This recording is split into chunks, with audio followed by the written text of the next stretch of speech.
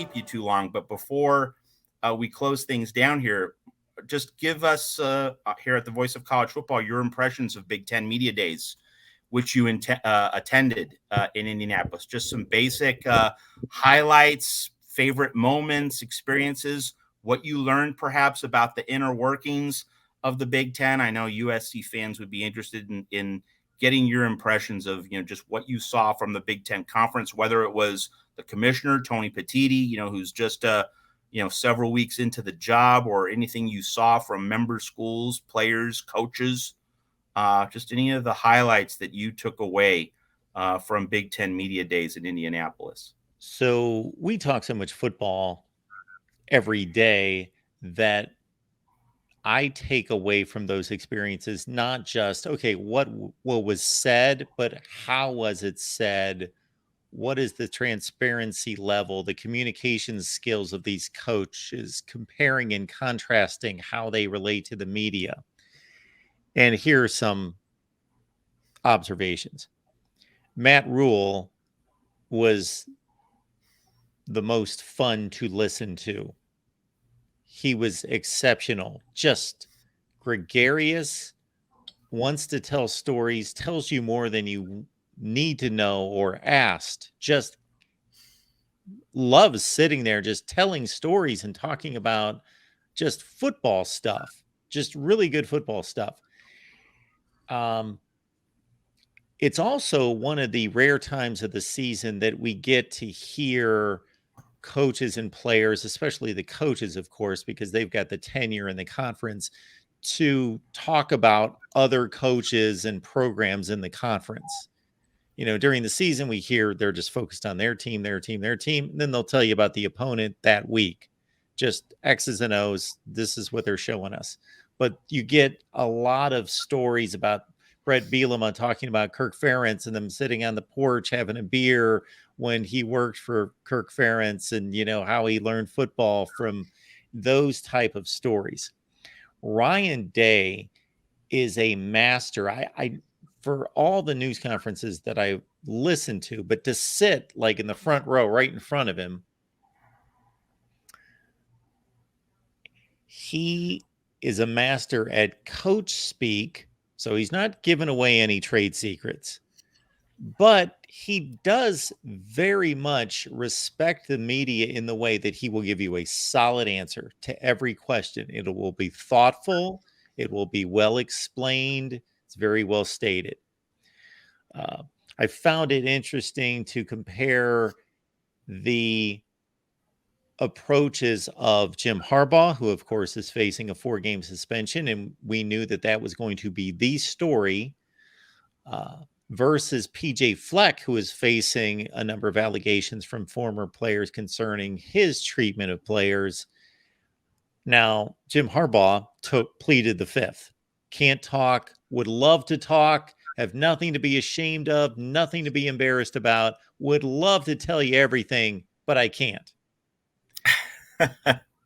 And I understand that to a degree. But when the questions then were related to football and football operations, okay, if this suspension's in place, how are things going to be run? What, responsibilities are going to be distributed? No, I can't talk about that. Why can't you talk about the football operation in light of the suspension? We're not asking you what happened. We're asking you how you're going to run your football operation. No, can't talk about that. I asked what Jim Harbaugh just amazes me that he is this good of a football coach, and he is so awkward and aloof. He's just the oddest cat in the room when it comes to that. There was a guy standing right next to me that asked him a really good question about J.J. McCarthy's development. And Jim Harbaugh sits there and stares at him. And that wasn't unusual, because after every question, he waits about 8 seconds before he starts his response. And usually kind of looks up in the air.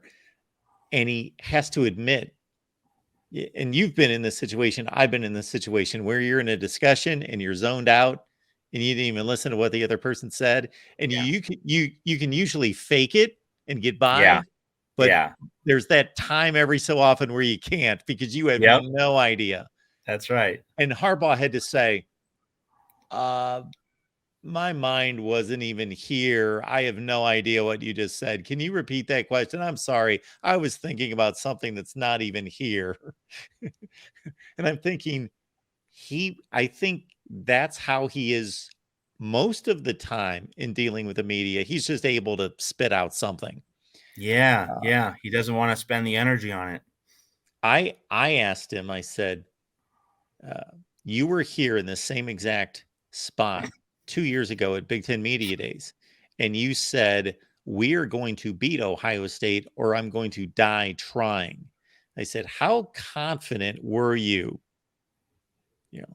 making that statement at that point, considering everything that was going on in the rivalry at that point and how much of an uphill climb it appeared to be at that point?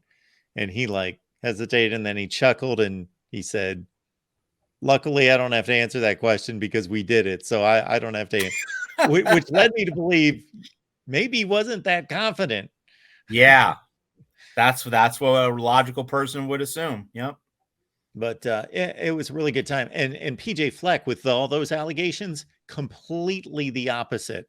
He wanted to take you through, this is how we discipline the players. This is how we approach this. This is how we approach conditioning. This is the structure that he takes you through the whole organization and everybody's role and what they do. And this is how we, and there was a reporter that was just after him, just on the side session, not at the podium, but at side session, just question after question about it. And he took each one on, never a short answer, full 3 and 4 minute explanations dealing with those allegations, never pulled a punch or anything like that. It's interesting to see the different approaches. Fascinating.